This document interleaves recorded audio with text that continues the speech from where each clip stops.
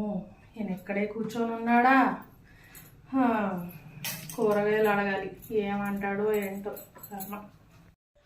ఏమండి, వంట చేస్తాకి వలిగారు ఏమి కూరగాయలు లేవు, ఉల్లిపాయ ఒక్కటే ఉంది. ఏంటి 10 రోజులు అయిపోయిందా? అప్పుడే కూరగాయలు అయిపోవడానికి? ఏదో ఒకటి సెట్ చేసి వండడానికి ఉల్లిపాయ ఒక్కటే ఉందండి, ఇంకేమీ లేవు. ఎలా కదా వండేది? నీ బాధ నేను తట్టుకోలేను కానీ కూరగాయలు ఇస్తాను, వండు. ఇదిగో టమాటా, బీట్రూట్, ఆలుగడ్డ,